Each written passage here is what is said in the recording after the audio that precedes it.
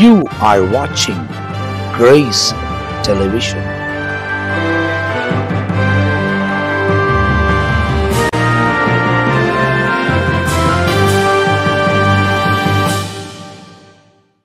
இயேசு கிறிஸ்துவின் நாமத்தில் உங்கள் யாவருக்கும் அன்பின் வாழ்த்துக்களையும் ஸ்தோத்திரங்களை எடுக்கிறேன். கர்த்தர் நல்லவர், அவர் கிருபை என்றென்றும் உள்ளது, அவருடைய இரக்கங்கள் தலைமுறைக்குள்ளது என்பதாக கர்த்தருடைய வசனத்தில் சங்கீதம் 105 வாசிக்கிறோம். அருமையான தேவ ஜனமே, இந்த காலை நேரத்தில் இயேசுவோடு பேசும் வாருங்கள் என்ற நிகழ்ச்சியில் மறுபடியும் உங்களை நான் சந்திப்பதில் மிகுந்த சந்தோஷமாக இருக்கிறேன். கர்த்தர் நம்மை பாதுகாத்து ஆசீர்வதித்து நடத்துகிற தேவன். கர்த்தருடைய இரக்கங்கள் பெரிதாக இருக்கிறது. இந்த கடைசி கொடிய நாட்களுக்குள்ள நம்ம பிரவேசித்து கொண்டு இருக்கிறோம்.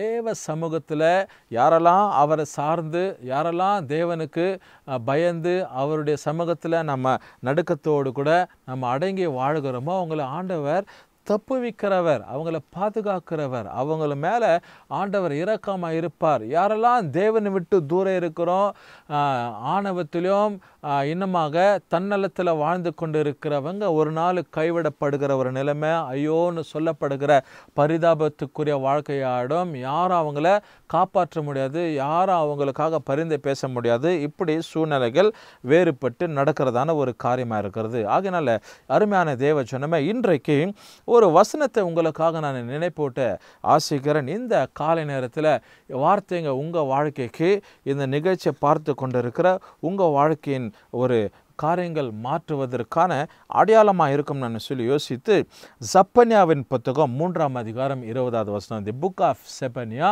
சாப்டர் 3 verses 20, அதில் கீழ்ப்பகுதியில் ஒரு காரியத்தை நம்ம வாசிக்கிறோம் பாருங்கள். நான் உங்களை கீர்த்தியும் புகழ்ச்சியுமாக வைப்பேன் என்று கர்த்தர் சொல்லுகிறார். நான் உங்களை எப்படி வைப்பேன்? கீர்த்தியும் புகழ்ச்சியுமாக வைப்பேன். For I will make you a name and a praise among all people of the earth, the Bible says. பூமியில் உள்ள எல்லா ஜனங்களுக்கு மத்தியில் உங்களை நான் எப்படி வைப்பேன்?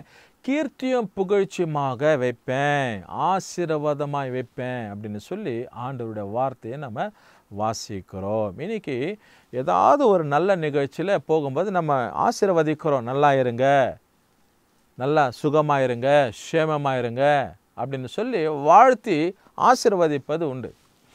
இன்றைக்கி ஊழியக்காரருங்க, சபையை நடத்துகிறவங்க, போதக பிதாக, இவங்களை கூட விசுவாசிங்க ஏதாவது வீட்டில் நிகழ்ச்சி அப்படின்னும் போது அவங்கள முன்வைத்து முக்கியப்படுத்தி, ஐயா நீங்கள் வந்து குடும்பத்தை ஆசீர்வதிச்சுட்டு போனோம், தேவனுடைய பிள்ளைங்களாக இருக்கிறீங்க, உங்கள் ஆசீர்வாதம் கட்டாயம் எங்களுக்கு தேவை, உங்கள் ஜெபம் எங்களுக்கு தேவை, தேவனுடைய ஆசீர்வாதம் எங்களுக்கு தேவைன்னு சொல்லி மையப்படுத்துவார்கள். ஏன் அப்படின்னா ஆண்டவருடைய ஆசீர்வாத குடும்பத்தில் இருக்கணும், ஆண்டவர் அவங்கள சீரம் சிறப்பமாக வைக்கணும், புகழ்ச்சியாக வைக்கணும், மேன்மையாக இருக்கணும்னு சொல்லி தான் எல்லாருடைய எண்ணமாக இருக்கும். மனுஷனாக பிறந்த யாருக்குமே ஒரு புத்தி, ஒரு ஆசை என்ன அப்படின்னா எல்லாம் நல்லா இருக்கணும், சேமமாக இருக்கணும், பற்றாக்குறைமையாக இருக்கக்கூடாது, நல்ல பண மதிப்பீடோடு கூட வாழணும் அப்படின்னு சொல்லி தான் என்ன பண்ணுறோம், ஜனங்க எல்லாம் விருப்பப்படுகிற ஒரு காரியம்.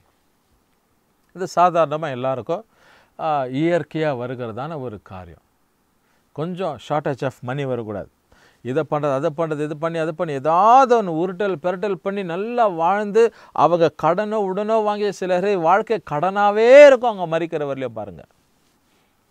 சிலரை பார்த்தீங்கன்னா எந்த பிரச்சனை இல்லாதபடி நேர்த்தியாக அழகாக வாழ்ந்து கொண்டு இருப்பாங்க. அவங்க வாழ்க்கை ரொம்ப பிளஸ்ஸிங்காக, ரொம்ப ஆசீர்வாதம், மற்றவங்களுக்கு எடுத்துக்காட்டாக, மற்றவங்களுக்கு மாதிரியாக இருக்கும். இப்படி அநேகரோட வாழ்க்கையை நம்ம பார்த்து கொண்டு இருக்கிறோம். இதற்கு மத்தியில் ஒரு காரியத்தை உங்களுக்கு தெளிவுபடுத்துகிற என்ன அப்படின்னா, வசனத்தில் வாசிக்கிறோம், அக்காலத்தில் உங்களை கூட்டி கொண்டு வருவேன், அக்காலத்தில் உங்களை சேர்த்து கொள்வேன், உங்கள் கண்காண நான் உங்களை சிறையிருப்பை திருப்புவேன், பூமியில் உள்ள சகல ஜனங்களிலும் நான் உங்களை கீர்த்தியும் புகழ்ச்சியுமாக வைப்பேன் என்று கர்த்தர் சொல்லுகிறார். எவ்வளோ அருமையான ஒரு வார்த்தை பாருங்கள். ஆண்டவர் சொல்கிறார், என்கிட்ட நான் கூட்டி சேர்த்துக்குவேன், என்கிட்ட நான் உங்களை சேர்த்துக்குவேன், என்கிட்ட வரும்படிக்கு நான் உங்களை இழுத்துக்கொள்வேன், அப்படியே பூமியில் உள்ள எல்லா ஜனங்களுக்கு மத்தியில் உங்களை நான் கீர்த்தியும் புகழ்ச்சியுமாக வைப்பேன். இன்னைக்கு எத்தனையோ ஆண்டவர் அறியாத ஜனங்க இருக்கிறாங்க. ஆண்டவருக்கும் அவங்களுக்கும் சம்பந்தம் இருக்காது. ஆண்டவர் விட்டு தூரம் இருக்கிறவங்க பாருங்க, இன்னைக்கு அவங்க மத்தியில் ஆண்டவர் சொல்றாரு, தம்முடைய பிள்ளைங்களை ஒருபோதும் கைவிட மாட்டேன். He will never forsake his people. He will never forget his children. The Lord said, I will make you as a fame and a praise among the people of the earth. உலகத்தில் உள்ள பூமியில் உள்ள ஜனங்கள் மத்தியில் ஒன்று நான் மேன்மையை வைப்பேன். இதை காட்டில் என்னங்க, அந்த மேன்மை இப்படி வரும்? சும்மா இருந்தால் வந்துடுமா? சும்மா ஆண்டவரை தேடாத இருந்தால் வந்துடுமா? வராது. ஆண்டவரை நீ தேடும்போது தான் உனக்கு கர்த்தர் நன்மையும் மேன்மையும் கர்த்தர் கொடுப்பார். எதிர்பார்க்கிற காரியங்களை வாய்க்க பண்ணுவார், ஆசீர்வாதத்தை கொடுப்பார், தயவை பாராட்டுவார், உதவி செய்வார், நன்மைகள் உண்டாகும் வாழ்க்கையில். கர்த்தர் பெரிய காரியங்களை உனக்கு ஆசீர்வாதமாக வைப்பார். எனக்கு அருமையான தேவச்சனமே, இன்றைக்கி பாவங்கள், குறைகள், குற்றங்கள், அசுத்தங்கள் இதெல்லாம் அப்படியே நம்ம பின்தொடர்ந்து நம்ம பக்கவாட்டில் இருக்கோம், இங்கே அங்கே இருக்கோம். ஏதாவது ஒரு சின்ன காரியத்தில் விழுந்து போயிடுவோமான்னு சொல்லி உலகம் எதிர்பார்த்து கொண்டு இருக்கும், பிசாசு எதிர்நோக்கி கொண்டு இருப்பான். ஆனால் அதுக்கு மத்தியில் சவாலாய் கர்த்தருக்காக வாழ்வது தான் தேவன் எதிர்பார்க்கிறான். அப்படிப்பட்ட ஒரு வாழ்க்கையில் இருக்கிறவங்களை கர்த்தர் கீர்த்தியுமாக புகழ்ச்சியுமாக உயர்ந்த அடைக்கலத்தில் ஆசீர்வாதம் நிறைந்தவர்களை கர்த்தர் வைக்கிறவர். இந்த காலை நேரத்தில் உங்கள் வாழ்க்கையை ஆசீர்வதிப்பார். இந்த வார்த்தையை கவனித்து கொண்டிருக்கிற, இயேசுவோடு பேசும் நிகழ்ச்சியை பார்த்து கொண்டிருக்கிற உங்கள் வாழ்க்கையில் கர்த்தர் உன்னை இந்த காலை நேரத்தில் கீர்த்தியும் புகழ்ச்சியுமாக ஆண்டவர் ஆசீர்வாதமாய் மற்றவங்களுக்கு முன்பதாக கர்த்தர் உன்னை எல்லா விதத்திலும் மேல் நோக்கி வளர்வதற்கான ஒரு காரணராக வைப்பார். தேவ ஜனமே, இதனை தேவ சமூகத்தில் பெற்றுக்கொள்ள வேண்டும். You should have received these kinds of blessings. தேவனை நோக்கி நீ ஜெபிக்கணும், ஆராதிக்கணும். கர்த்தர் சமூகத்தில் நீ இருக்கும்போது தான் தேவன் உன்னை உயர்ந்த ஒரு ஸ்தானத்திற்குள்ளாக, புகழ்ச்சியான ஒரு ஸ்தானத்திற்குள்ளாக அநேகர் பிரமிப்பாங்க.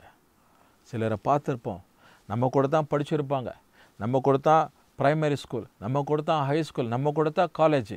ஆனால் ஒரு குறிப்பிட்ட ஒரு காலகட்டத்தில் பார்த்தீங்களன்னா அவர் வேறு ஏதாவது ஒரு இன்னும் உயர்ந்த ஒரு உத்தியோகத்தில் இருப்பார். ஏதாவது ஒரு போர்ஷன், ஒரு ஐபிஎஸ்ஸோ ஒரு ஐஏஎஸ்ஸோ ஒரு இன்ஸ்பெக்டரோ இல்லை ஒரு டெப்யூட்டி தாசில்தாரோ ஒரு டிசியோ ஏதாவது ஒன்று ஆயிருப்பார். அப்போது நம்ம கூட சொல்லுவோம் பெருமையாக, நம்ம மற்றவங்களுக்கு என் கூட தான் படித்தார், என் கூட தான் படித்தாங்க, அந்த சிஸ்டர் எனக்கு தெரியும், நானும் அவங்கள ஒரே ஸ்கூலில் ஒரே கிளாஸு, நானும் அந்த சாரும் ஒரே ஸ்கூலில் ஒரே கிளாஸு. இப்போது என்ன தான் ஸ்கூல் படிக்கும்போது வாடா போடான்னு கூப்பிட்டாலும், நம்ம பேர் சொல்லி கூப்பிட்டாலும், இப்போ அவருக்குன்னு ஒரு ஸ்தானம் இருக்குது, அவருக்கு ஒரு டிக்னிட்டி இருக்குது, அவருக்குன்னு ஒரு பொசிஷன் இருக்குது அப்படின்னு சொல்லி மற்றவங்களுக்கு நாம் சொல்லுவோம்.